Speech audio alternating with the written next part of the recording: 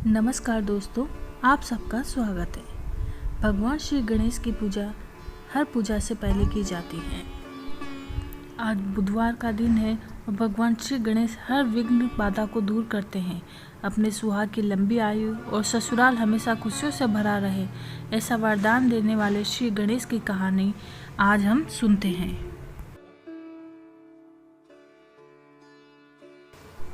एक समय की बात है, एक भाई बहन रहते थे।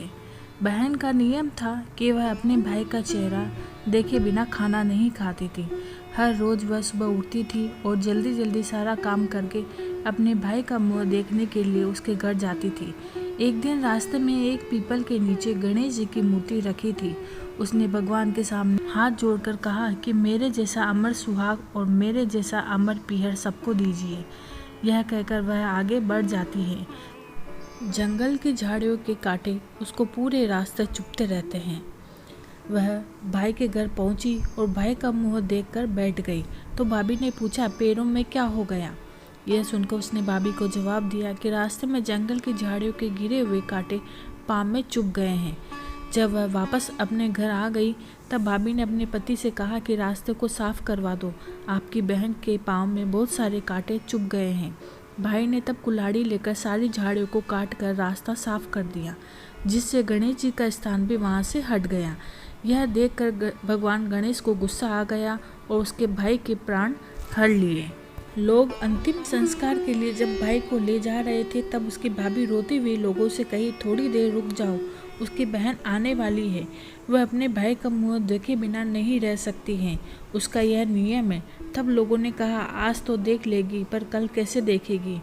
रोज दिन की तरह बहन अपने भाई का मुंह देखने के लिए जंगल में निकली। तब जंगल में उसने देखा कि सारा रास्ता साफ किया हुआ है। जब वह आगे बढ़ी तो उसने देखा कि सिद्धि विनायक को भी वहां से हटा दिया गया है। तब उसने जाने से पहले गणेश जी को एक अच्छे स्थान पर रखकर उन्हें स्थान दिया और हाथ जोड़कर बोली, भगवान मेरे जैसा अमर सुहाग और मेरे जैसा पीहर सबको देना। और फिर बोलकर आगे निकल गई। भगवान तब सोचने लगे, अगर इसकी नहीं सुनी तो हमें कौन मानेगा, हमें कौन पूजेगा। तब सिद्धि विनायक ने उसे आवाज़ दी, बेटी इस खेजड़ी की 7 पत्तियां लेकर जाओ और उसे कच्चे दूध में घोलकर भाई के ऊपर छींटा मार देना, वह उठकर बैठा हो जाएगा।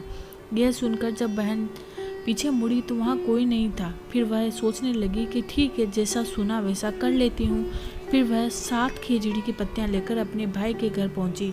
उसने देखा वहाँ कई लोग बैठे हुए हैं, भाभी बैठी रो रही हैं और भाई की लाश रखी है। तब उसने उस पत्तियों को बताए हुए नियम के तहत भाई के ऊपर इस्तेमाल किया।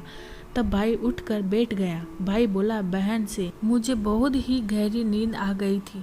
तब बहन बोली, यह नींद किसी दुश्मन को भी ना आए, और उसने सारी बात अपने भाई को बता दी। जिस तरह उस बहन को अमर सुहाग और अमर पीहर मिला, उसी तरह कथा पढ़ने और सुनने वाले को अमर सुहाग और अमर पीहर रहे।